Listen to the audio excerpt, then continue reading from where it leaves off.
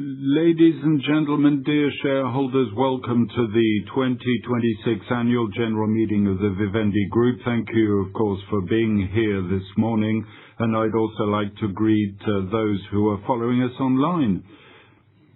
Thank you also to the Casino de Paris teams for the first time hosting Vivendi's AGM, and I'd like to remind you that the Casino de Paris belongs to the Lagardère Group, of which Vivendi is a shareholder. First of all, I propose that we proceed with formalities in order to formally open our general meeting. I'd like to remind you that our shareholders meeting was convened today by notice of a meeting published in the Ballot 1st of April 2026, the legal announcement journal Affiches Parisiennes of the same date, as well as by letters addressed to all registered shareholders.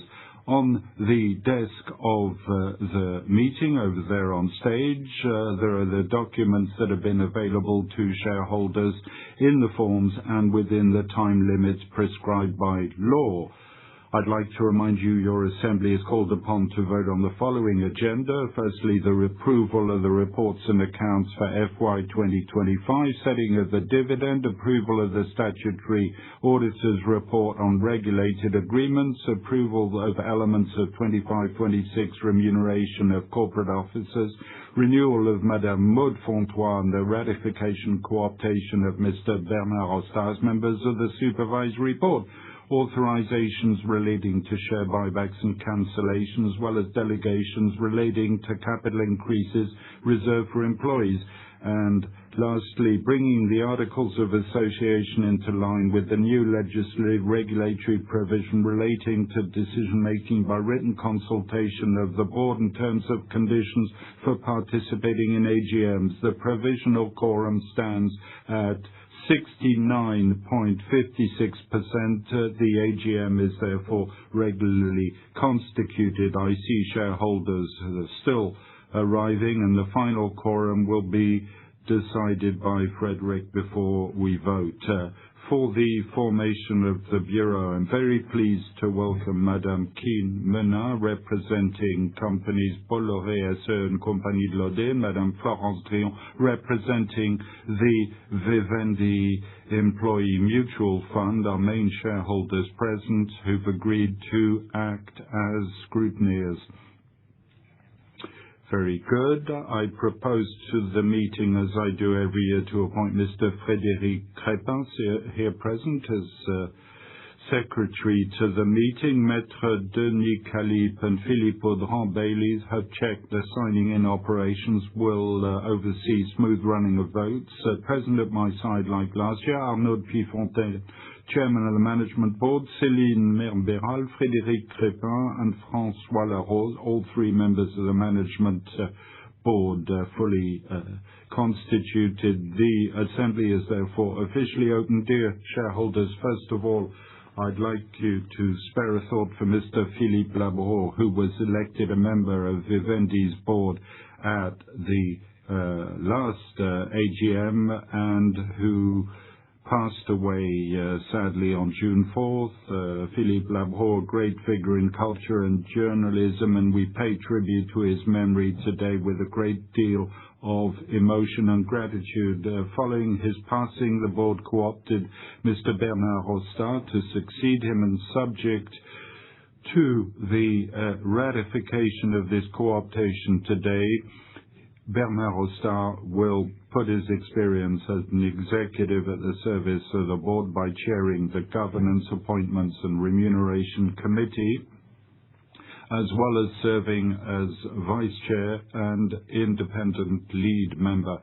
We're delighted also to be able to count on his commitment at our side. I'd also like to welcome the arrival last year of Madame Laure Delahousse, who will chair the Audit and Sustainability Committee. These changes, as you'll see, reflect the new composition of the Supervisory Board. As you know, the terms of office of Mr. Philippe Benassin, Madame Katia Lawson-Hull, and Mrs. Katie Stanton expire today.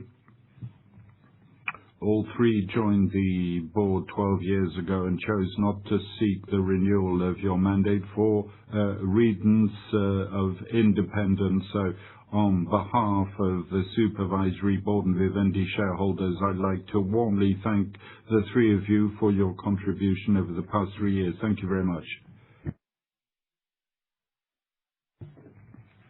Madame Maud Fontenoy joined the board in April 2022. We propose that you renew her mandate for a 4-year period.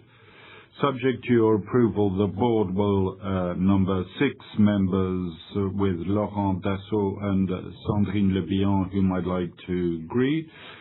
Perfect balanced representation between women and men, and 2/3 independent members. So thank you to all members of the board. I'd also like to thank Arnaud de Puyfontaine, as well as members of the management board, for the quality of their work. We propose to renew the management board in its current composition. 4 members, Chairman Arnaud, General Secretary Frédéric Crépin, CFO François Larose, and our Head of Human Resources Strategy, Céline Merle-Béral. I'd also, of course, like to thank all the group teams for their commitment and engagement in a particularly foundational year. And thank you, dear shareholders, for your presence and loyalty over these many years.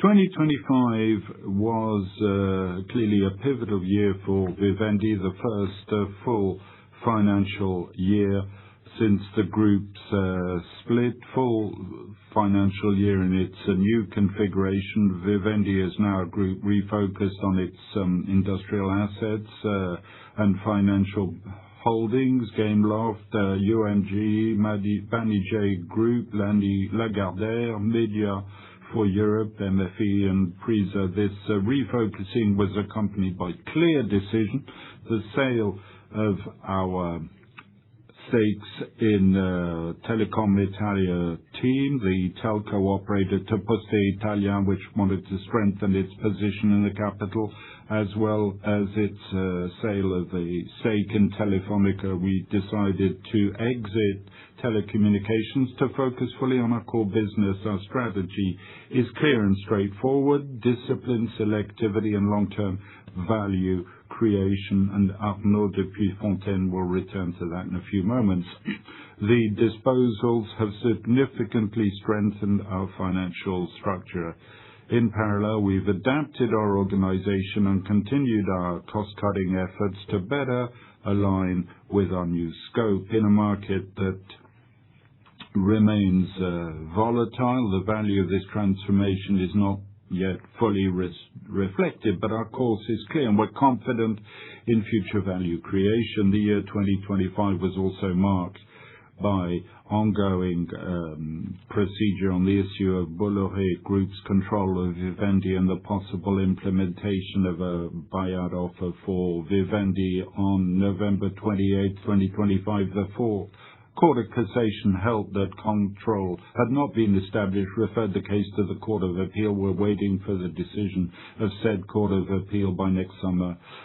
Hearing set in May and July 2025. European Commission also sent Vivendi a statement of objections as part of its investigation initiated in 2023 into possible early takeover gun jumping of Lagardère. Vivendi responded in October 2025 by setting out all the arguments that should justify its exoneration. We're waiting on the Commission's decision following the hearing of December last year. In an uncertain geopolitical and macro environment, Vivendi benefits a robust positioning with assets little exposed to international trade tensions. Results presented last March present the solidity of our trajectory. François Larose, CFO, will set out that in a few moments. Continuing our efforts for social environmental commitments, strong conviction that sustainable performance requires responsibility.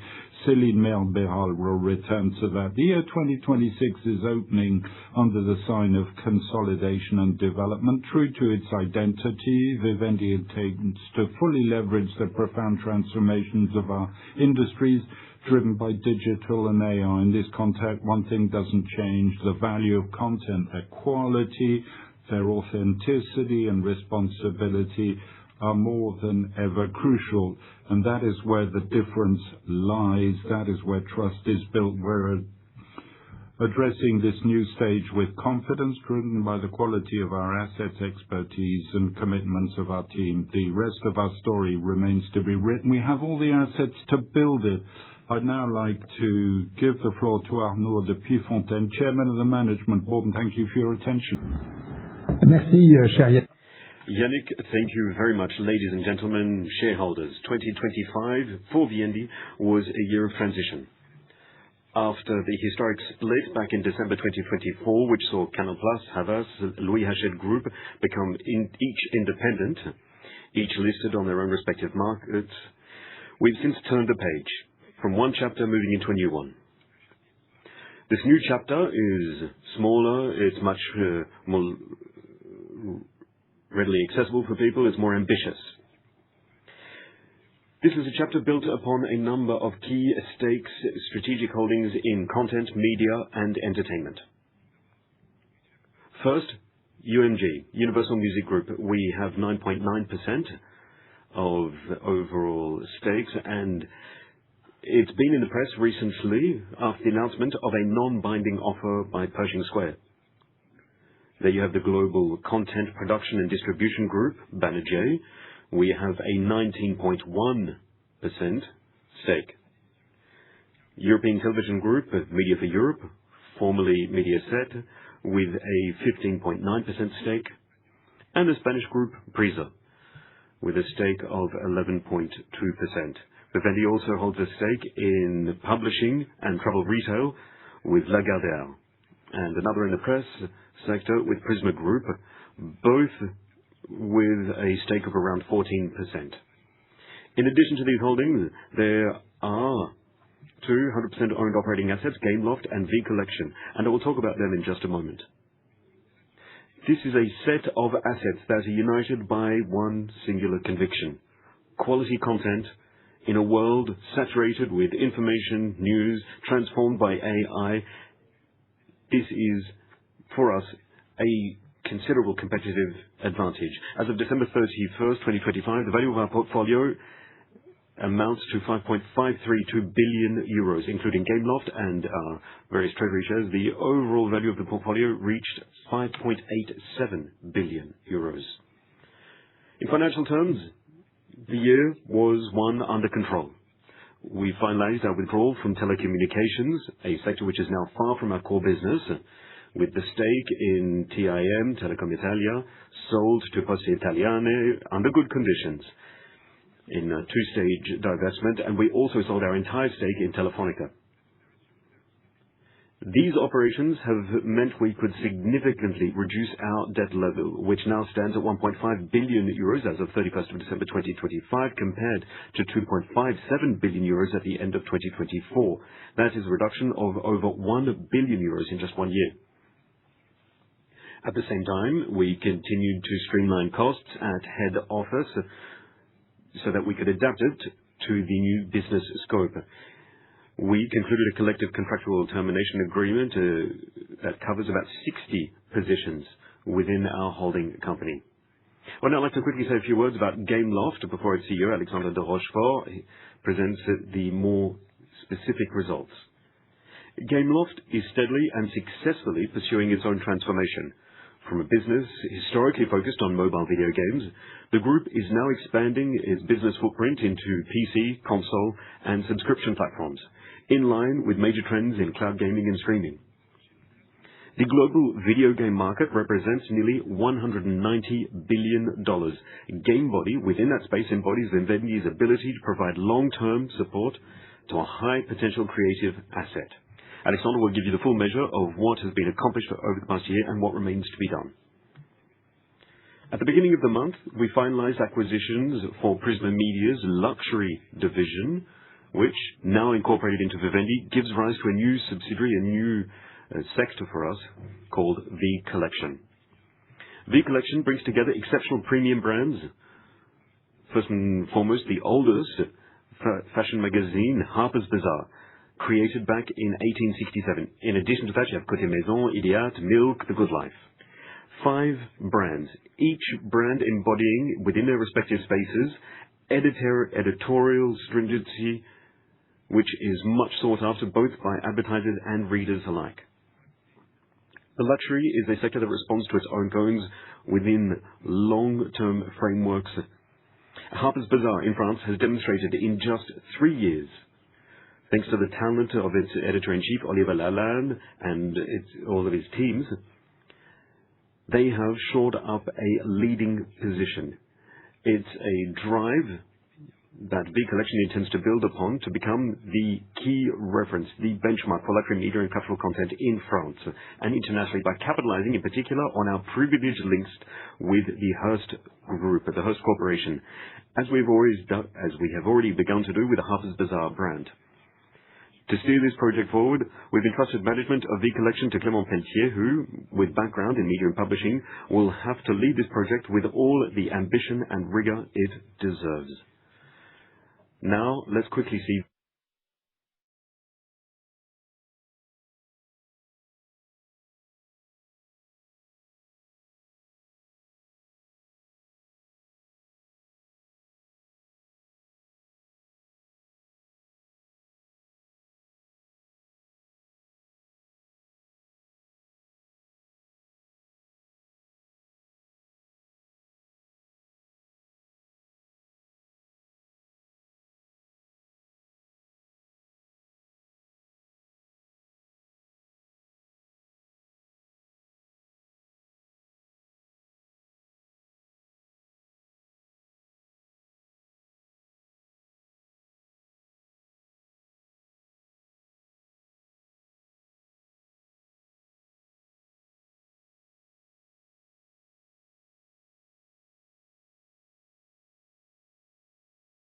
Conseille la consommation de ces marques. Obviously, we want everyone to read and love these brands as much as possible. So with V Collection, Vivendi is fully leaning into its role as an incubator and mentor of high-potential creative assets, something that it knows perfectly well, as evidenced by its support for Universal Music Group up until its successful IPO in 2021. These movements, as we disengage from telecoms, we strengthen our position in Lagardère, we launch V Collection. All of this is shaping the consistency and coherence of our trajectory forward. Vivendi is a player. We operate in content, creativity, and meaningful industries. At a time when AI is transforming production and distribution of content, quality, authentic, and trusted assets are essential things to make us step out from competition. This is our deep conviction, our belief, and it is that on which we build our strategy. As Yannick pointed out, from a legal point of view, we're still waiting for new decisions to come through. We are following these cases with the utmost attention. Before concluding, I would just like to join Yannick to pay tribute to Philippe Labro. We pay tribute to his memory with respect and gratitude. Ladies and gentlemen, dear shareholders, despite the uncertainties that we faced in 2025, Vivendi moved forward steadily. We executed our strategy with discipline and a clear sight. We strengthened our balance sheet, we clarified our business scope, and we prepared for future growth drivers. This ability to combine financial rigor on one side and industrial ambition on the other will continue to guide our action as we push forward, following key objectives: to remunerate shareholders, to reduce our debt, in particular by optimizing our structural costs, and finally, to fully lean into our role as an active minority or majority investor, depending on the opportunities that we have identified. Therefore, in coming months, we have great confidence and great determination, true to our commitment to you and to each of our stakeholders. Thank you for your attention. Arnaud, thank you very much. I would now like to hand over to François Larose, our CFO.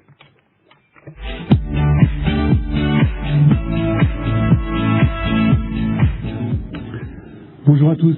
Good morning to you all, dear shareholders. It's now my duty to present the group's 2025 financial results. Summarized here, the results published on March 12th. The portfolio holdings held by your group represented a value of 5.5 billion at the end of 2025, down compared to 2024, mainly due to the sale of shares net of purchases. In this context, net debt amounted to 1.5 billion euros, down 1.1 billion over last year. Revenue amounted to 307 million in 2025, up 4% thanks to Gameloft, and EBITDA amounted to 45 million euros. The net income group shares a profit of 20 million euros in 2024. It included the effects of the group's spin-off. EBITDA by business group is up 46 million thanks to doubling of Gameloft's profit, significant reduction in corporate costs, increase in UMG share of earnings. Group EBITDA stands at 45 million in 2025. As reported, revenue totaled 307 million in 2025 and EBITDA at 45 million. EBIT operating result positive at 18 million compared to a loss of 264 million in 2024.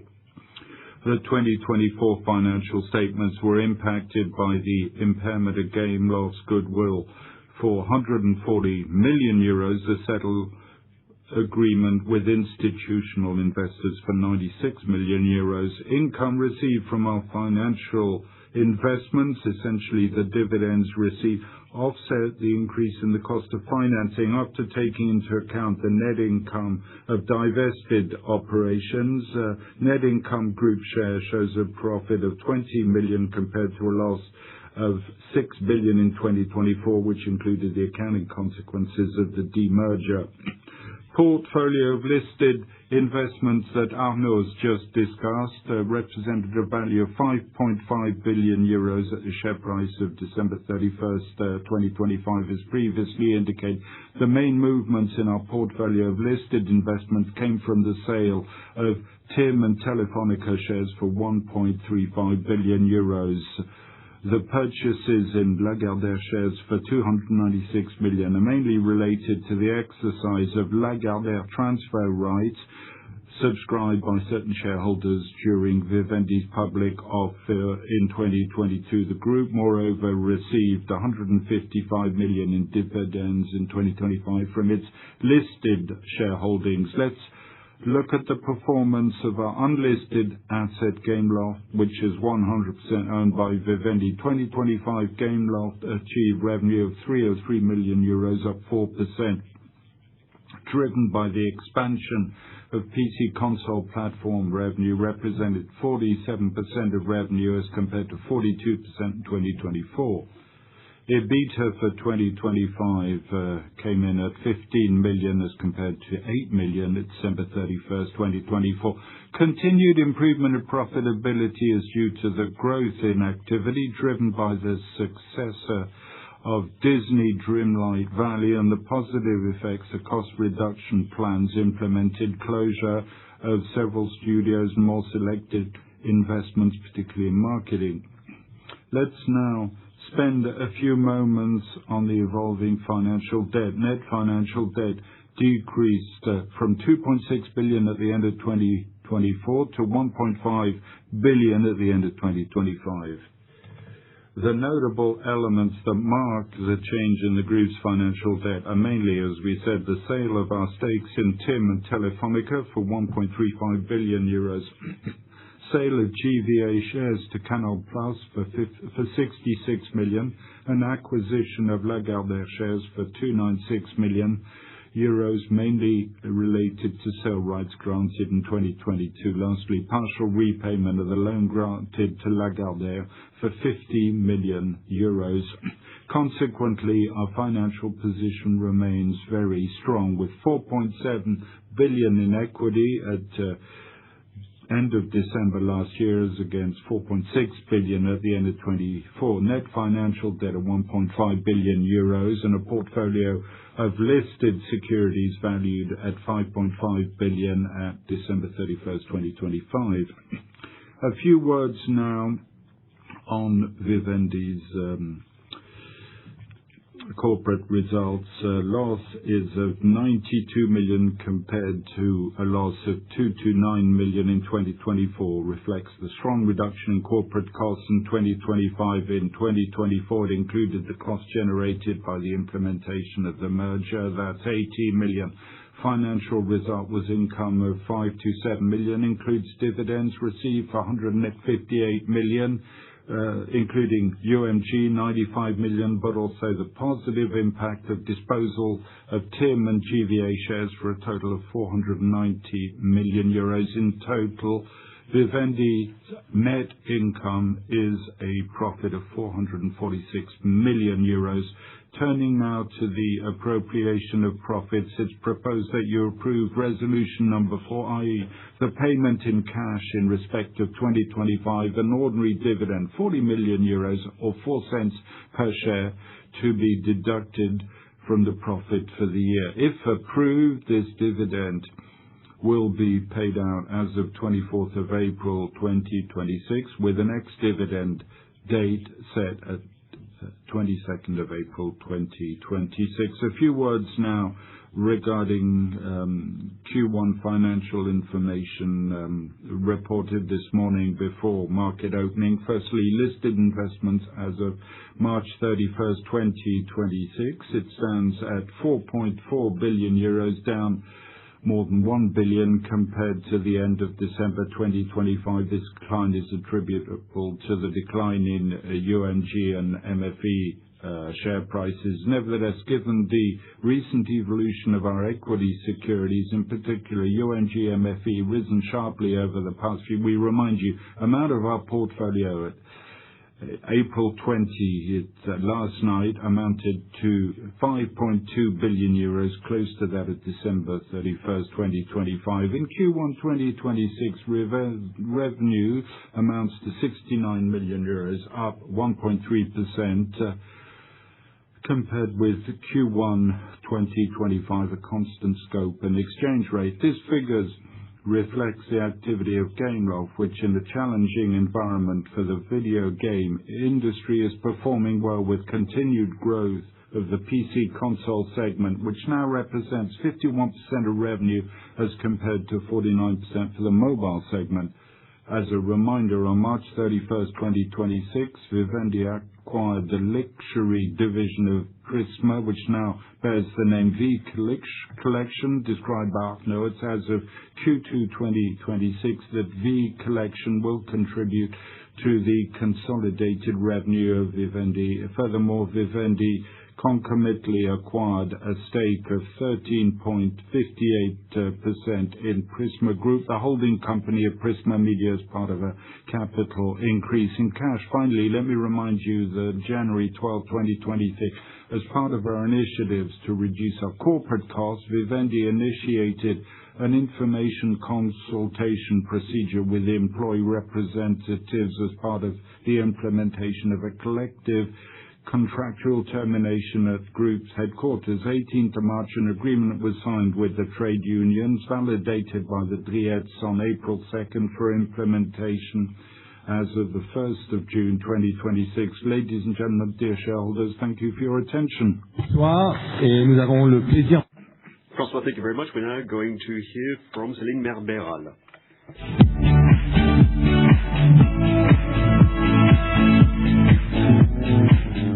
Merci Yannick. Yannick, thank you very much. Good morning, dear shareholders. It is my pleasure to talk to you about the group's CSR policy, one which we have been implementing for many years now. We strive for responsibility. It is a deep-held conviction that companies today have an essential role to play in building a society which is more inclusive, and a company that needs to actively contribute to the fight against climate change.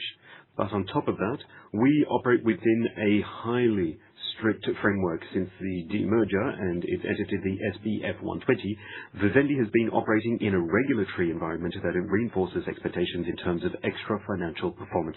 As you can see on the screen, with more than 2,500 employees in 19 countries, Vivendi and Gameloft intend to fully lean into their role, driven by social, environmental, and societal responsibility. Our CSR program, Creation for the Future, guides everything that we do, and thanks to that, year after year, we make significant progress for the group. Progress that has been recognized this year by the ratings agency MSCI, which raised Vivendi's rating from BBB to A. I'd like to thank all teams at headquarters and at Gameloft, whose commitment has been decisive in advancing these issues forward. Let me now present to you our main results, starting with the environment. On the slide, you can see that in 2025, Vivendi reduced its greenhouse gas emissions related to its businesses by 27% for the first time. This decrease has been observed across all measurement scopes. This is a major step forward for our group because it shows that financial and environmental performance can go hand in hand. We remain fully committed to aligning our activities, our businesses, with the goals of the Paris Agreement, and we hope to help limit global warming. In terms of energy, 78% of electricity used by the group around the world is now renewable, a figure that has reached 100% in France. And you can see here on the next slide that we are putting in place concrete action to pursue issues, to help people who are far removed from culture have access to culture. This is through our philanthropic program, Cultural Moments. It is a solidarity cultural program which has made it possible for over 350 young people in the Île-de-France, Greater Paris region, to have access to unique experiences in venues such as Olympia, the Scène Musicale, or the Théâtre de l'Odéon. Third pillar of our CSR program is for gender diversity and inclusion. In a historically male-dominated technology and digital sector, Gameloft has undertaken numerous initiatives to favor women's careers, thanks to which it is now possible for us to have nearly 30% of our workforce made up by women, 5 points above national average in digital professions, which currently stands at 24%. In terms of disability, we still have progress to make, but actions that have been put in place are already bearing fruit. This year, the employment rate of people with disabilities has increased by 0.2% worldwide. In France, Vivendi's growth remained at 3.5% after a sharp increase in 2025. These results are part of a much broader approach, which includes our actions to favor equal opportunity and support employee caregivers.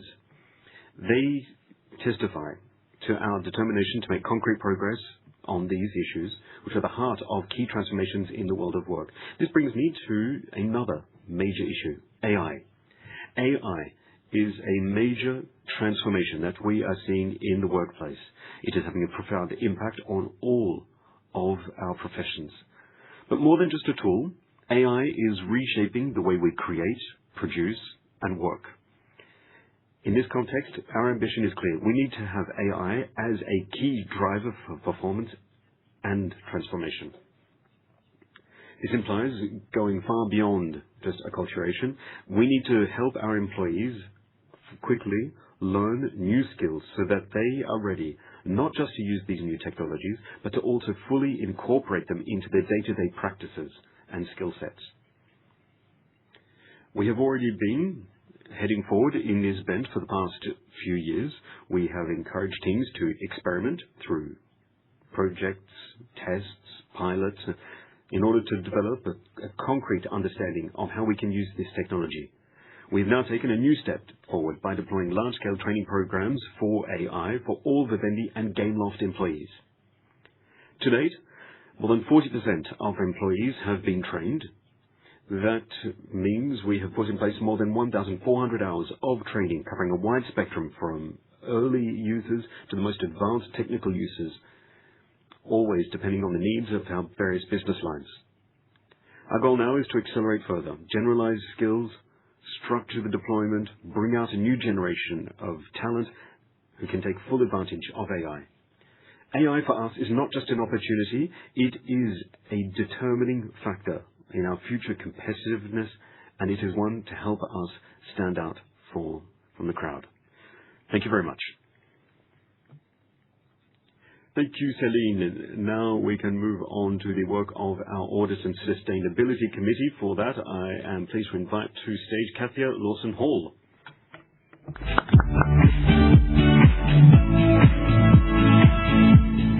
Merci Yannick. Yannick, thank you very much.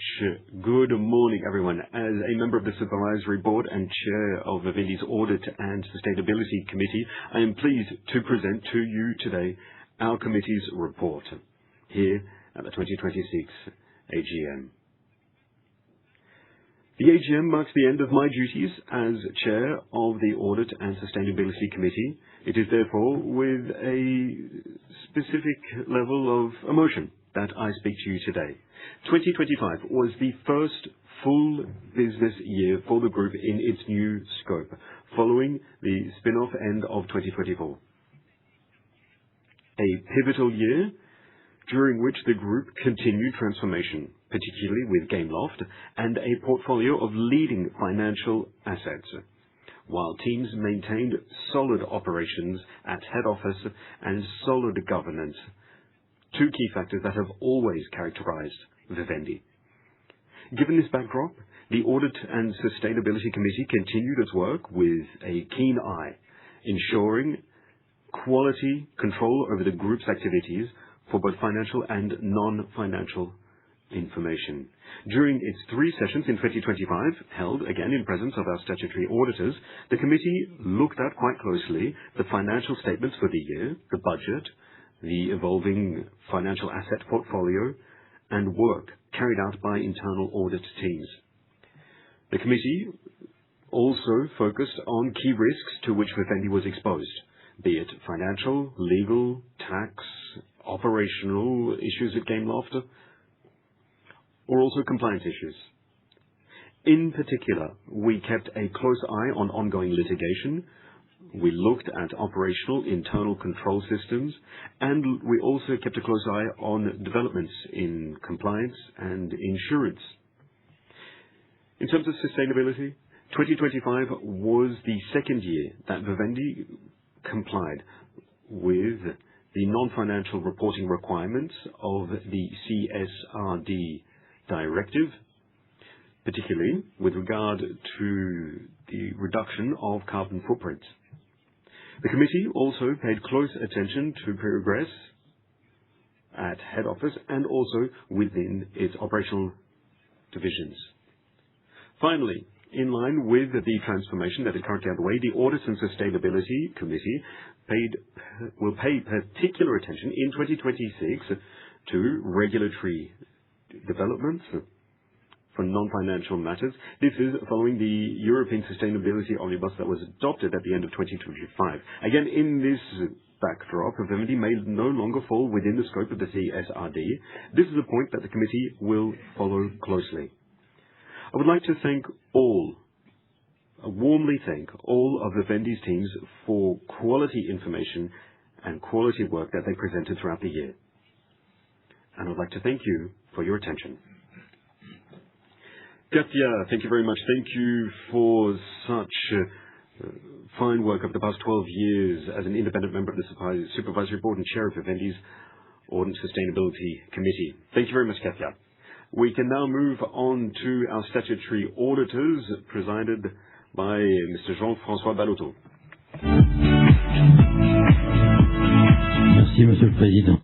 Thank you, Chairman, ladies and gentlemen, shareholders. On behalf of the Board of Auditors, Deloitte and Grant Thornton, I have the honor to report on our mission and to present the reports that we've drawn up for your attention in connection with the combined shareholders meeting held today. Our reports were made available to you by the company, are included in the universal registration document that you found on arrival.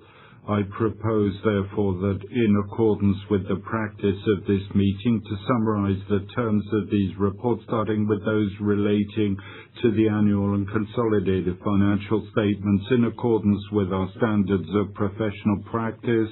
The objective of our engagement is to obtain reasonable assurance on the fairness and regularity of the statements and to verify that they're free from material misstatement. We informed your company's executive and supervisory boards as well as the Audit and Sustainability Committee regarding the nature and scope of our work and presented our findings to them early March.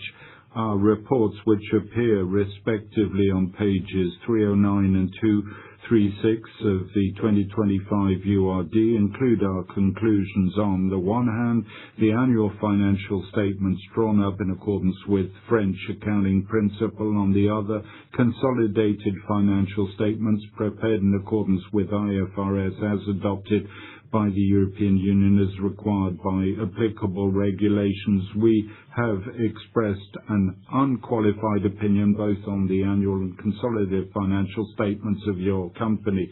With regard to the annual financial statements, in addition to our unqualified certification, we've made an observation I describe as technical to be found in almost all the reports on the financial statements of companies in France this year. We've drawn your attention to the implementations of the first applications of a regulation of the Accounting Standards Authority set out in Note 1.1 of Notes to Annual Financial Statements entitled General Principles and Change of Method. In addition, our reports detail in particular the justifications of our assessments and the key audit matters in accordance with provisions of the French Commercial Code. For the annual financial statements, these are estimates and judgments used by the company to assess the holdings and fixed securities of the portfolio for other fixed securities and current account advances. With regard to the consolidated financial statements, the key audit matter highlighted in our report concerns the assessment of goodwill allocated to the cash-generating unit Gameloft. On these various key audit matters, both for the annual as well as consolidated financial statement, we reviewed the assumptions and underlying data used by the company. We reviewed the calculations made and thus ensured ourselves of the reasonableness of these estimates. We also checked that they're correctly presented in the notes to the accounts. Furthermore, we carried out the specific checks provided by law. We have no comments to make regarding the sincerity and consistency between the annual financial statements, consolidated financial statements, and information contained in your management report. With regard now to approval of regulated agreements, subject of the third resolution, we issued a so-called special report that is to be found on page 337 of the registration document. The report sets out the characteristics and codes of these agreements, as well as reasons justifying the interest for the company of the contracts of which we've been notified or become informed of during the course of our work. In 2025, we've given notice of no agreement authorized and concluded during the past financial year to be submitted to the approval of this AGM. In addition, we have been given notice of an agreement previously approved by your AGM that continued relating to the shareholders agreement of UMG entered into by your company as part of the distribution of 59.87 of its capital to Vivendi shareholders. Finally, we were informed of an agreement previously approved but without execution during the past financial year, namely the agreement concluded between your company and Compagnie de l'Audet in the context of the settlement negotiations with the companies Mediaset and Fininvest.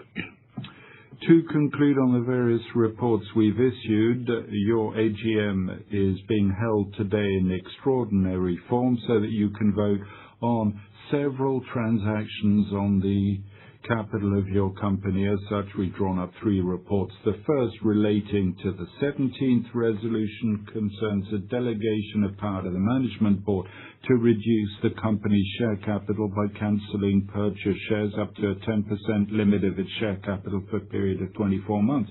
The second report, relating to the 18th resolution, concerns the delegation of authority to the management board to decide to increase the share capital for the benefit of employees and retirees, members of the group savings plan, without maintaining preferential subscription rights. Operation reserved for employees and retirees, members of said savings plan. This delegation is given for a period of 26 months. Corresponding issues may not exceed 3% of the company's share capital, and any amount will be deducted from the overall ceiling of 225 million provided for in the 21st resolution adopted last year by the combined shareholders meeting held on 28th of April 2025. The third of our reports pertains to the 19th resolution that will be put to you, concerns delegation of authority to the management board to decide to increase the share capital without maintaining preferential subscription rights, this time for the benefit of employees of Vivendi's foreign subsidiaries or members of its international group savings plan. Said delegation is given for a period of 18 months. The corresponding issues may not exceed 3% of the company's share capital, and any amount will be deducted from the overall ceiling of 225 million provided for in the 21st resolution adopted by last year's combined general meeting. We confirm that we have no particular observations to make on these operations, and as we indicated at the conclusion of our various reports signed on 20th March 2026 on behalf of the Board of Auditors, I thank you for your attention. Thank you to our auditors and thank you to the board, and I'm now pleased to invite Philippe Benassin, Chairman of the Governance, Nomination and Remuneration Committee, to the... Good morning, everyone. Mr. President, ladies and gentlemen, good morning. It is now over to me to explain the remuneration policy of members of the management and supervisory boards, as well as the proposed renewal and co-optation within Vivendi's supervisory board. As you know, Vivendi, for a number of years, has been conducting enhanced dialogue with certain proxy advisory firms and various shareholders on governance, remuneration. As for Resolution 5, transparency of information in the corporate governance report has been enhanced, simplified for 2025. This given completion of spin-off of Vivendi's activities and businesses in 2024. With regard to Resolution 6, the 25 remuneration of chairmen of the supervisory board amounted to 600,000 euros, which is unchanged since 2024. In addition to this, there are 60,000 in attendance fees, the amount which has remained unchanged since 2014. Finally, Resolutions 7, 8, 9, 10, relating to the 25 remuneration of the chair and members of the management board, with individual votes for each of them. As announced last year, the chairman and members of the management board have been subject to remuneration policy for 2025. The rate of the 25 bonus is set at 84.2% of the fixed share of the remuneration package and is subject to your approval as it is every year. As a reminder, the policy provides for a bonus of 80 to 100% of the fixed share. For 2026, the remuneration policy for board members remains unchanged. Nevertheless, the board is reduced from 9 to 6 members, which will have an overall effect of limiting the total amount of remuneration. With regard to the chairman and members of the management board, the policy for 2026 remains unchanged compared to 2025. In determining the 2026 bonus, emphasis will be placed on continued reduction of structural costs of head office, in particular in the context of the collective contractual termination agreement that was announced in March. As you can see on the slide, we have also maintained improvements over the past few years in the context of ongoing dialogue with advisory funds and Vivendi's shareholders, in particular with the allocation of 2025 performance shares, the evaluation criteria for which have been, since last year, completely different from those of the annual bonus. The proposal is to renew the term of office for Madame Mad Fontenoy as an independent member of the Supervisory Board. Renewal would allow the Supervisory Board to continue to benefit from her expertise with regard to issues related to content diversity, environmental preservation, entrepreneurship, while also remaining majoritarily independent. In addition, there is a proposal to ratify co-optation of Mr. Bernard Oster as independent member of the Supervisory Board. This ratification would allow the Supervisory Board to benefit from his financial and strategic skills while also strengthening the Board's level of independence. As for me, my term of office expires today. After 12 years of service, I would not be able to therefore retain my status as independent, nor would Katia Lawson-Hall and Katie Stanton, whose terms also end today. Subject to your approval, the Supervisory Board will be composed, therefore, of 6 members, 50% of whom are women, 67% of whom are independent. Thank you for your trust over these years. I would like to thank Yannick Bolloré and all members of the Board as well. As announced back in March, Bernard Oster will take over as chair of the Governance Nomination Remuneration Committee. Laure Delahousse will chair the Audit and Sustainability Committee. Bernard Oster will also step in for me as vice chairman of the Supervisory Board. Thank you all. I would like to thank the Board. I would like to thank everyone at Vivendi who gave me so much over these past 12 years. During my time on the Board, I learned so much. And now I'll be able to utilize everything that I've learned for another company that I'm sure you're all very familiar with. Philippe, thank you so much for 12 years of such a strong commitment over the past 12 years. Thank you.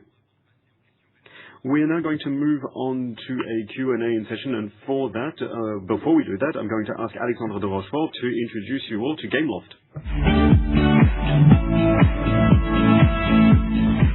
Merci beaucoup, Yannick. Thank you very much, ladies and gentlemen, shareholders. Today I would like to highlight the work that has been carried out by all Gameloft employees and also Vivendi's teams since our last AGM in April 2025. Gameloft today is an international integrated video game company with solid financial results. It is a company with a diverse catalogue of games and unique cross-platform know-how. It is a company that once again has proven its ability to reinvent itself, to come up with fantastic creation costs. We owe this to all of our employees who I'd like to thank today. We still have a long way ahead of us because our ambitions are quite great, but the quality and daily involvement of our teams reinforces our ability to reach these objectives. Gameloft, 2,900 people around the world in 10 production studios from Brisbane to Montreal, Lviv, Saigon, Yogyakarta, around the world. These talented people bring our gaming services to life. They bring together several million players every day. Games ranging from Disney Dreamlight Valley, March of Empires, Asphalt Legends. We also work with partners who are as diverse and prestigious as Disney, Hasbro, Universal, Lego. These teams are preparing the future of Gameloft by working on future games, future releases that will continue to make this company grow. With teams working around the world, we have financial results for 2025 that break all records, growing by 4.2% at constant exchange rates, despite market tensions. Revenue from PC and consoles now represents 47% of Gameloft's overall total revenue, up 17% in 2025 compared to 2024. Gameloft in 2025 has a global audience. 47% of revenue comes from North America, 37% from Europe and Middle East and Africa, 13% from Asia Pacific, and 4% from South America. EBITDA stood at 15 million euros, up 88%, thanks to stable operating costs. Quite stable, certainly compared to 2024. Finally, Gameloft's operating cash flow reached record levels of 31 million euros, up 44% after a 2024 year, which was already a record breaker. Solid results that are part of a positive drive forward that has already been felt for the past few years. Our EBITDA and operating cash flow has indeed increased steadily since 2023. Above all, these results are part of a long-term process. In-depth work that we have been putting in place with Vivendi, and I would like to take this opportunity to just say that this year marks the 10 years since we joined Vivendi. So ongoing work, it's not over yet, but thanks to all of this work, we will be able to aim for greater heights in the future. Not all of this comes from just controlling our costs. It also comes from growing our top line. This comes from successful releases that are in the works, and I'm quite confident in these games because the games that we have in the pipeline are probably the best lineup in Gameloft's history. We are planning to release Nickelodeon Extreme Tennis next May. This is collaboration with Paramount and the Lyon-based studio Old Skull Games. It is a family-friendly game bringing families around tennis, popular cartoon characters, and it is the first collaboration as a game publisher rather than developer. We also have Bluey's Happy Snaps for 2026. Bluey is probably the most streamed TV series in the world. It is a phenomenal success, and teams out in Brisbane are doing their utmost to create an extremely high-quality game that lives up to the original content. The collaboration with BBC and the first time that Gameloft is venturing into this segment, games for young children on PC and console. Last of all, we announced the second half of 2027 with a Dungeons and Dragons game, which is the most popular role-playing game franchise in the world. Developed by our teams in Montreal, one of Gameloft's historic studios. It is probably the most promising game we have ever developed at Gameloft, both in terms of investment, but also in terms of creative ambition. We have 5 other projects in development with studios release dates running us right up until 2028. We can't unfortunately tell you more about them today, but they are going to give us a bright future. Allow me to share with you just 2 very short videos that show Gameloft's expertise and know-how, and thank you all for your attention.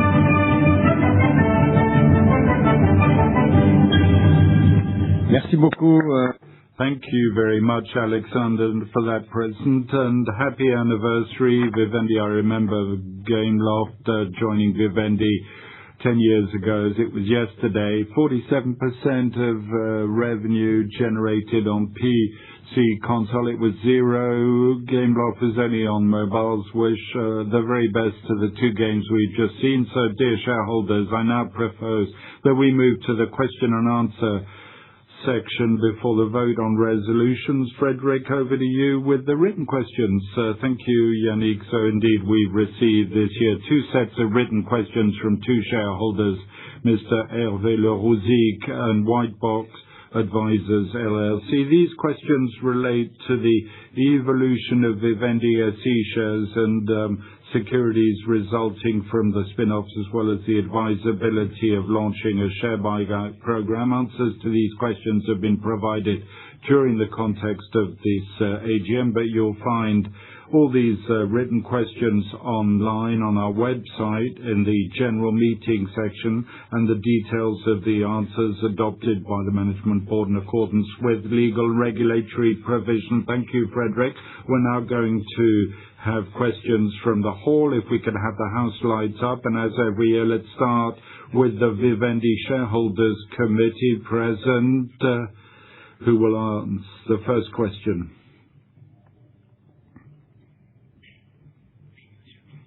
Good morning, Chairman. Good morning, ladies and gentlemen. I'd like to return to 2 points. The first concerns Prisma Media's luxury division, and the second is the Pershing Square non-binding offer. Regarding the Prisma Media luxury division, I wonder, it wouldn't have been perhaps better to acquire all the full company, Prisma Media. Of course, I understand that in the interests of the luxury division.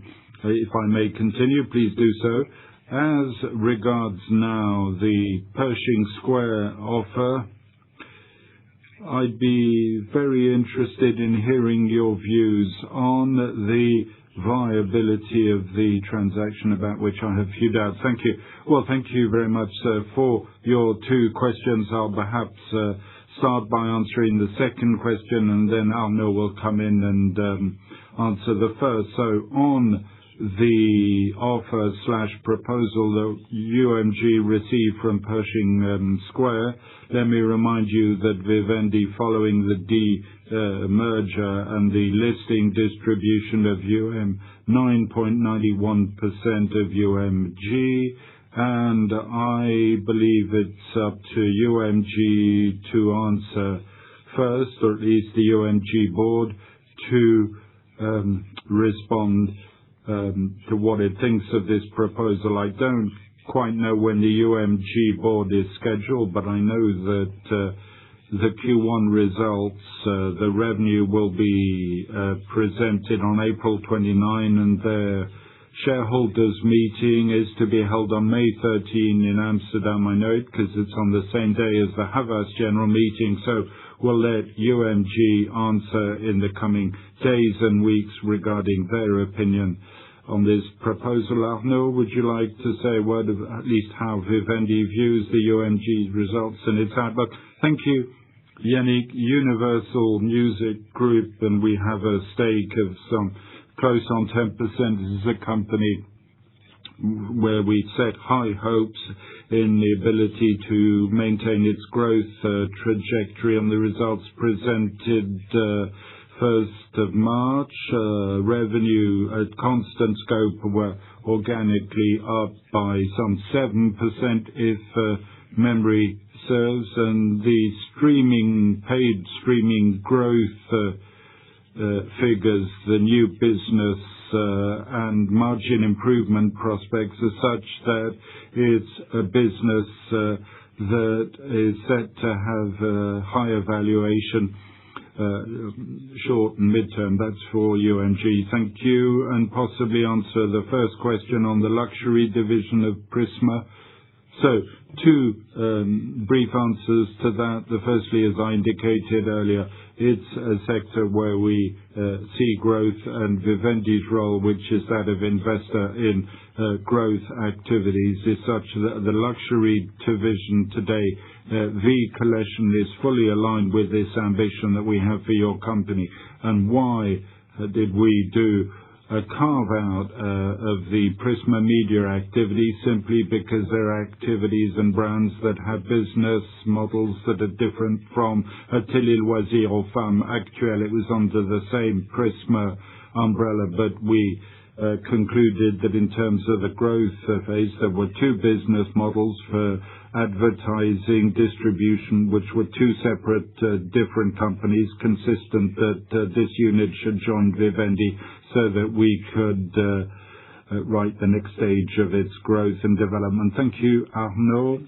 And let me just add that Arnaud de Puyfontaine has unparalleled expertise on this new division that has joined Vivendi and presented that brilliantly at the supervisory board, and my colleagues would concur. So you have a question. Yes, Chairman. So my question concerns the net asset value of Vivendi since the demerger, Canal+, Louis Hachette Group, and have you presented Vivendi as a portfolio company. These companies are generally assessed on the basis of their NAV, one of the relevant metrics of the sector. You published twice in 2025. December 31st, 2024, net asset value was €5.06. March 36, €4.69, and since then you haven't published the net asset value.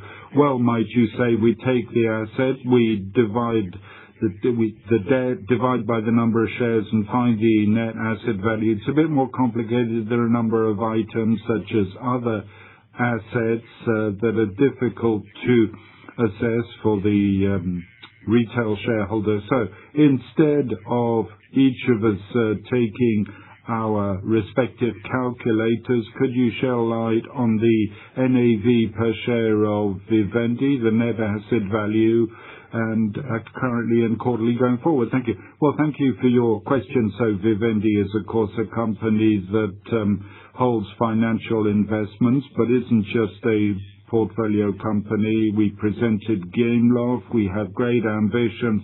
Arnaud de Puyfontaine presented the luxury division, the collection. We have high ambitions, but the large part of our activities are financial investments. François, would you like to report of the non-publication of the NAV? Thank you for your question, sir. The net asset value is not a standardized aggregate. There's no strict definition of that asset for several reasons regarding the assets we've taken into account and also the liabilities. Should we take account pension liabilities or discuss or include capitalization, holding costs? There are many discussions on the net asset value. That's why we stopped publishing, but all the items that allow us to calculate the NAV, the details of all the liabilities given, and we let everyone do their calculations by incorporating pension liabilities or not, or a share of capitalized holding costs. So we give all the information and we leave everyone the opportunity of doing their calculation. I fear, sir, that you're going to have to keep your calculator at hand. Thank you. We're now going to take further questions. You, sir, please. Bonjour, Monsieur Président. Chairman, ladies and gentlemen, I have a question just about the document that we received as our invitation. It speak of the past 5 years of finances, and they said pre-tax we're looking at 2.7 billion, and post-tax we're looking at 446 million. So where did this miracle come from? Are you going to get the same in 2026? François, do you have the figures? Okay, I'll just have a quick look at it and then maybe I'll speak in a second. Page 28.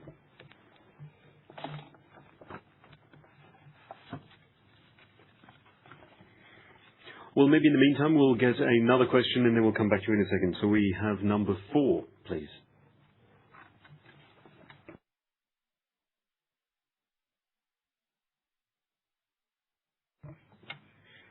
Yes, Jean-Luc Hesch, individual shareholder. So I go back to Jean-Marie Messier. I've got a number of questions, actually. First, about the stock market performance since the share makeup was broken apart. Are you quite happy with the break apart and the split? Second, the engagement of board members, you have 6 out of 9 board members who have only roughly 2,200 shares each, and Mr. Patterson has 14 times more than that, and I'd just like to pay tribute to him today. Now, this would not have flown at all in the eyes of Warren Buffett, one of my dear mentors, because here we have board members who are not at all engaged and committed to the company. Now, about individual shareholders, when we look at what's happening internationally, it feels like there is no love for us. You said that you want to be simple with us, but I can't see any proof of that. So what about your individual shareholders?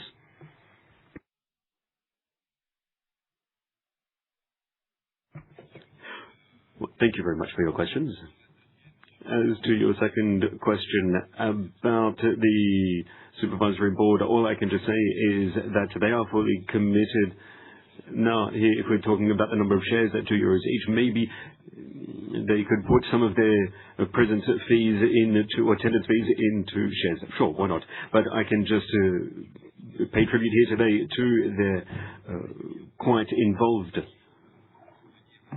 steep involvement with the work. So we had a meeting to prepare today's AGM. Now, when the divestment was announced, I'm talking about the combined share value. So Vivendi, Havas, Louis Hachette, Canal, all added together.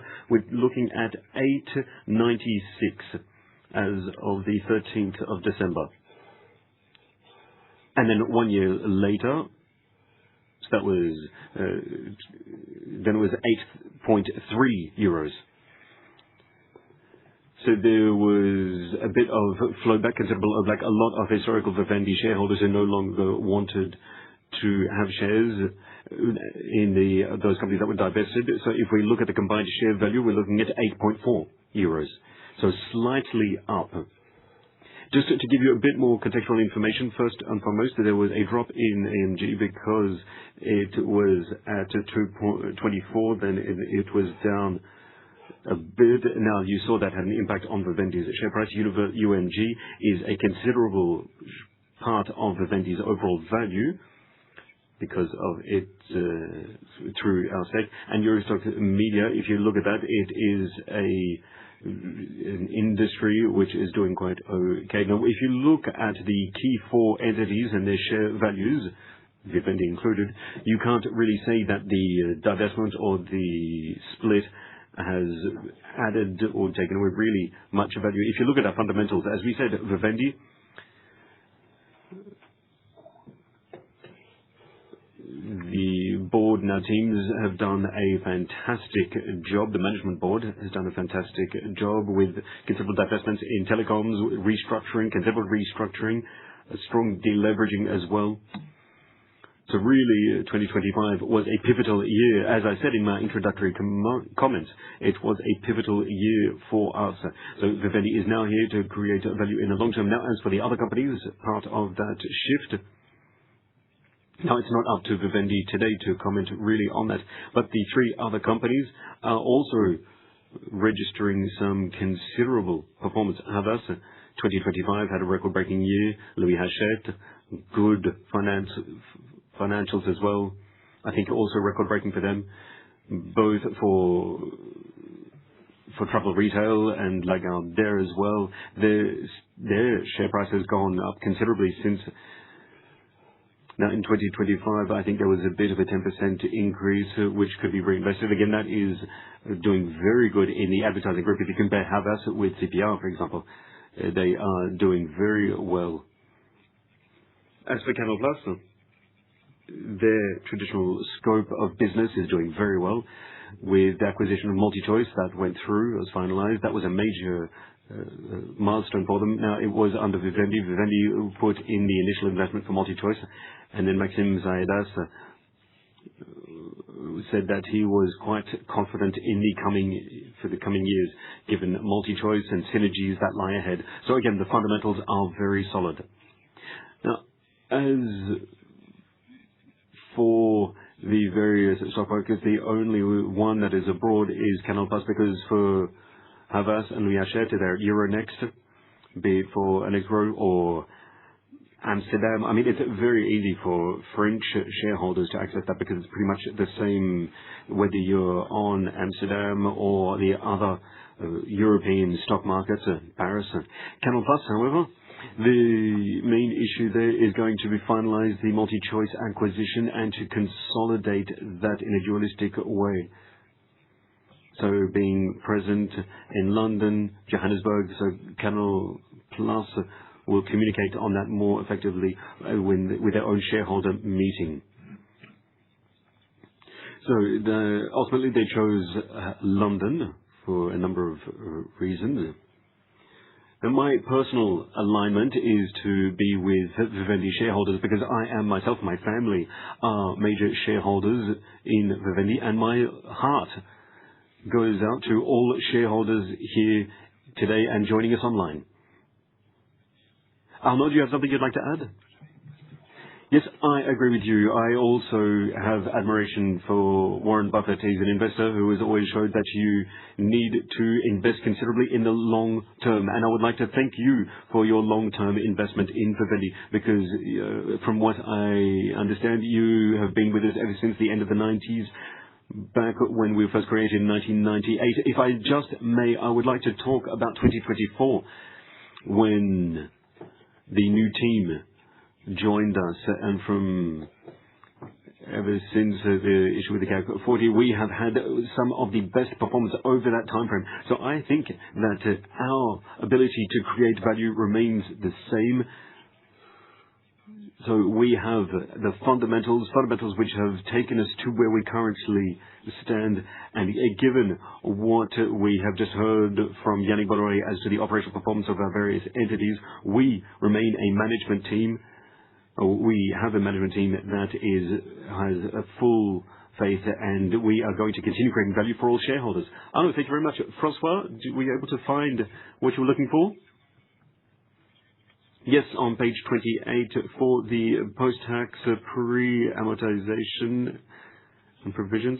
So minus 261 for one. Now remember, and then plus 0.41. Now what we need to remember is that we're talking about two divestments, considerable divestments, Telecom Italia and Poste Italiane, and JVA, which was said to sold to Canal Plus. There were two major provisions that were already put through end of 2024. So when they were sold off, we were able to get back some of the provisions once having sold the stock. So ultimately, positive outcome with cession on divestment on one side and buyback on the other. So again, this is all before amortization and provisions. Again, quite positive, and this is reflected in the 446 in overall profits. Thank you very much, Francois. We're now going to move on to our next question, number 3. Oui, bonjour. Yes, good morning. Thank you for your presentation. I have to say that the long-standing shareholder that I am, 1998, remains underwhelmed and doesn't really clearly understand the corporate strategy that you haven't presented. It worries us about the 15 cents per euro that are generously offered today. So what's your rollout strategy and expansion and growth for the company? As you recalled a few years ago, the situation was very different. Secondly, you mentioned a plan, this collective plan, and what prompted this plan, this collective termination agreement? Would you like perhaps to, Arnaud, give our shareholder, our intention is to be an active shareholder in various situations, be it as minority, majority shareholder, in total control, create value for shareholders. We're still in a period of transition for the reasons previously outlined, so I won't return to those. Vivendi is a company that will monetize its various holdings when the conditions are right for us to do so and reinvest in minority, majority control in businesses close to media, information and entertainment to make sure the quality of the investments that we make and their performance in terms of this monetization and the ability to rotate our portfolio gives us the means to give a return to our shareholders, reduce our debt, and thirdly, have the ways and means to reinvest that I referred to. So once again, we're in a period of transition. Our strategy is clear, and now we need some time to implement it, but we're convinced of the merits of that approach and the virtue of the model as we're preparing it. Thank you. And perhaps the second question that we're tracking at the board, which is reduced corporate cost with the adaptability. Would you like to say a word about this plan? Across aspects, we plan to cut costs. And so this strategy and vision that I just shared with you must go hand in hand with an organization to write this new chapter in the story. And here there are aspects linked to the organization, many actors in the corporate segment to put in place and change in skills and know-how to support that change. Hence, this scheme, which, let me remind you, is a voluntary contractual scheme. We began this scheme with discussions and a lot of interaction with the group's employees, and Céline Merberal here present, and the HR teams at Vivendi are gradually implementing this agreement, which is a voluntary agreement to arrive at the conditions which calmly and confidently, which will support the development of your group. Thank you. Arnaud and Isabelle Farah representing employees at the board. I mean, this collective contractual termination agreement is never pleasant, but looking at something, I have to say that the conditions offer are fair and equitable, so everything is done smoothly. On the cost cutting, perhaps 2 points just as a follow-up to that. Hence the choice of the Casino de Paris, that's actually cheaper to host this AGM than the Olympia. And secondly, Arnaud and François Larose came to offer to reduce the cost to stop the gifts that we give to the shareholders. And I fought long and hard, let me tell you, so that we could keep those gifts offered to you. So that's a proof of love for our shareholders here present. Further questions? We have another question at the back of the hall. Yes, over there. Yes, individual shareholder. So I listened to you speak about the stake in UMG, and I think we are all wondering what the future holds. And maybe that will be more interesting from the Bolloré Group side. So Vivendi is now very much tied with Gameloft with 100% stake. Now, in the Bolloré universe, there is also another major game publisher name, Nacon, and they're currently going through bankruptcy proceedings. So what's going to happen there? Are you going to stand by and do nothing?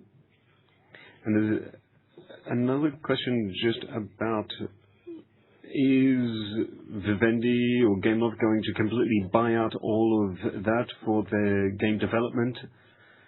Or are you going to buy out the logistics platform that they have? Now, for those people who aren't specialized in this, Nacon, they make video games. They have roughly half the turnover of Gameloft. So thank you for the question about Gameloft. Just to answer that second part, we've already answered the first part of the question as we answered the first question. I think it's worth underlining the fact that Gameloft's performance has been fantastic from a financial point of view, also with good games, but it comes at a time which is quite challenging for computer games and video games.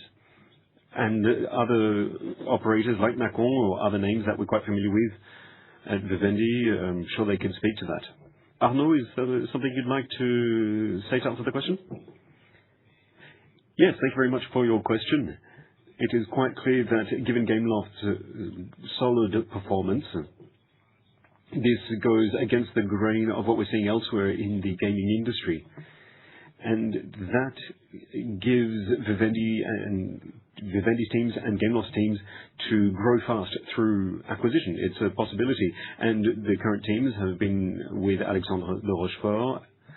They have been working on identifying business opportunities to ensure up faster growth with solid fundamentals, as we presented to you today. So you were talking specifically about a situation. It's a rather unique situation, because what you're talking about is both computer games, video games, studio work, publishing. But you also have part of the business which is devoted to the actual manufacturing of objects. So it is quite a diverse business segment that they are in. So what I could say to answer your question is that we have a current agenda for Gameloft, and that is to shore up organic growth opportunities while successfully rolling out the operational issues. And there is a lot that teams are doing for 2026 through to 28 with a number of games being released. Now, if there are external growth opportunities that arise, then the Gameloft teams will look at them with a keen eye, but while also maintaining financial sense. Any other questions? Allez-y, puis après la carte, et après on va passer au vote des résolutions. Oui, bonjour, monsieur. Yes, good morning. I'm an individual shareholder. I have several questions. Thank you for hosting us here. If the location is cheaper, what would be really great if we could have some Wi-Fi, because you're mentioning written answers that are available on the website. If we don't have Wi-Fi, that's a bit challenging. That's my first point. Second point, you mentioned cutting overheads. I appreciate that you're going to have a smaller, lower headcount. I'm a bit surprised by the compensation of the management team, because Vivendi was divided by 4, but salaries haven't changed following the demerger. And when we look at the compensation obtained last year, the levels are extremely high. And the compensation, I have specific page 160, 160, 162 that concern Monsieur de Puyfontaine, who's at the same time members of the boards of Canal Plus, Dailymotion, Gameloft, etc. I'd like to know if there are directors' fees for Mr. Puyfontaine for those activities, and what does he do? Does he take them or not? And still for Mr. Puyfontaine, I saw there's Article 20 of the AFEP-MEDEF code that he doesn't comply with since February 26. He's in a listed company in Amsterdam, page 162, SWE Capital, and the remuneration committee considered it wasn't a problem. Could we have more insights on that, on more important information on TIM? You said in the share capital in the parent company accounts that TIM, the sale of TIM, brought in 206 million euros, give or take. If I recall, TIM was not a very good deal. Could you tell us if we made money with TIM or if we lost money, and what was the order of magnitude? You talk about clarity of the group since the split, where we lack clarity. We're buying some press titles, V-Collection. What will the revenue be? Is it posting a loss or is it a break even? And the demerger was to clarify things, and that's why we created Hachette for the Lagardère stake. Last year, you moved down to 5% at Lagardère. Vivendi now has 13% of Lagardère. I have difficulty in seeing this clarity. Could you clearly tell us where the clarity lies when Vivendi today owns 13% of Lagardère? Sorry, it's a bit long. I think it interests everyone. Well, thanks very much for your questions. So to answer you, And then after that, Arnaud and François will come in. Lagardère was linked to the exercise of the disposal right that occurred just after the divestment or just before, when things were well underway. Vivendi owed these sale rights, and major shareholders bought their shares. That's why it has a bigger stake. Lagardère V collection, well, it's just an activity that's profitable. That's just slightly profitable, but is set to grow significantly. On the remuneration, you'll note that remuneration has not been increased. We can't decrease fixed pay in France, but total remuneration declined in 26 versus 25. Remuneration that will be paid in 2026 in respect of 2025 will be lower because the bonus attainment rate is lower than what it was last year. Mr. de Puyfontaine, well, quite frankly, I'm not saying this because you're next to me. I say this, Vivendi is very fortunate to have Arnaud de Puyfontaine as CEO, as chairman of the management board. He has unrivaled experience, various media, very international. We look at the benchmark of international leaders and type of company. Arnaud is in the lower part of the bracket. I don't think you receive directors' fees for activities linked to Vivendi AGM, but for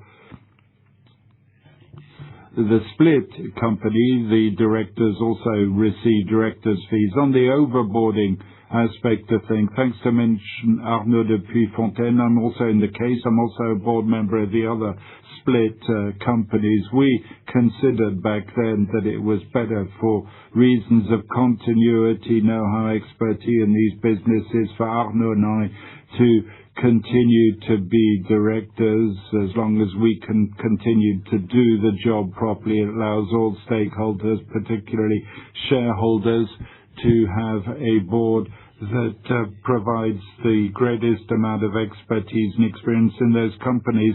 And the supervisory board will cost less because there'll be 6 instead of 9 members previously, or even 12 or 13 a few months. On Tim, perhaps, François? Well, just before François answers your question, to explain that what we've done on Telecom Italia was done in parallel to what we did on Universal Music Group. In any company, you take a number of wagers, gambles, some investments, some work, some don't work so well. Let me remind you, as you're a loyal investor and shareholder, and thank you, look at the value creation of UMG that was massive, because it was above 35 billion value created between arrival and exit. Telecom Italia, different story. We tried industrially to carry forward the project. Many reasons linked to the TI environment and the environment in which we didn't reach the targets, but I'd like the assessment to be done in comparing like with like, to have an objective view of the situation. Over to François. Yes, so the sale of Telecom Italia 2025 has upside on the earnings we provisioned in the past. These shares following the decline in the share price, but overall it represents a significant loss for Vivendi because we bought at almost 4 billion the stake and it was sold at around 1.2 billion. So a large part was linked to an exchange of stock with a Brazilian telco in exchange. One last question perhaps over there, yes? Toujours la dernière question, la question 4. So question 4, yeah. So individual shareholder. I have a question about Universal Music. There was an offer that was put through by Dirk Ackman for a buyout. It wasn't very interesting from a financial point of view, especially when we look at the share price. And then with the departure of the Bolloré family from the board, what are your ambitions for? Do you think it's an interesting offer? And if you are going to sell, are you going to go forward with a share buyback? Well, I did answer that in part a little earlier. Universal Music Group, or certainly the board who are going to have to meet, they're going to have to talk first and foremost about the offer that they're putting forward. So Vivendi and UMG, we are quite familiar with each other. We worked quite closely together for about 20 years.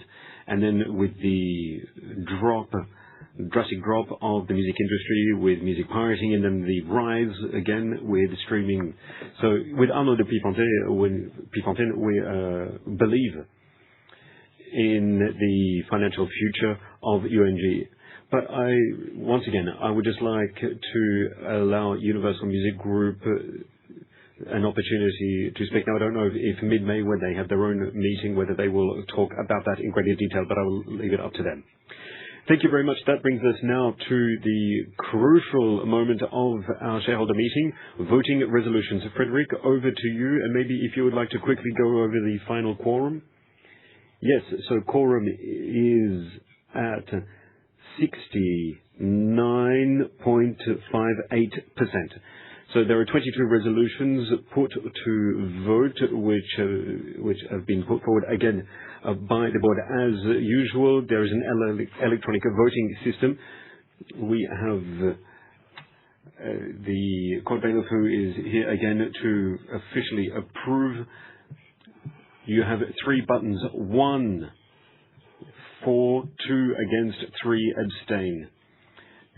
And then we will have the results appearing on the screen so that you can determine whether your vote has been properly accounted for. Moving on to the first ordinary items, approval of the parent company financial statements for 2025. Voting is open.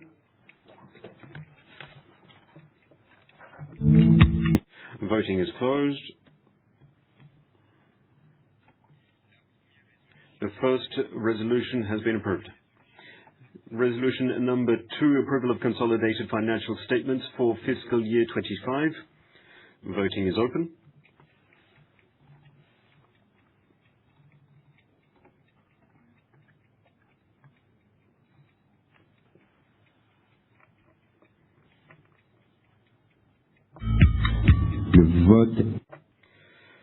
Voting is now closed.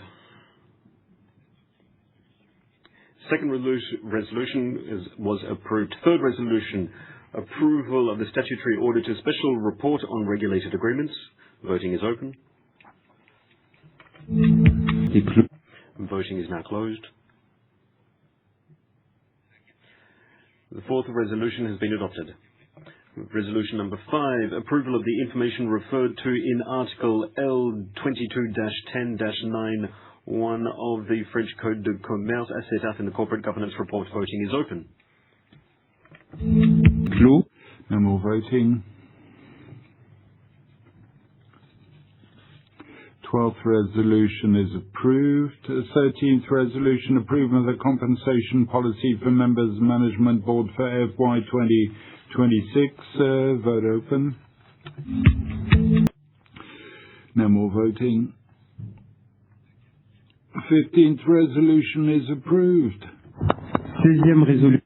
16th resolution, authorization granted to the management board for the purchase by the company of its own shares within the limit of 10% of the company's share capital. Vote is open.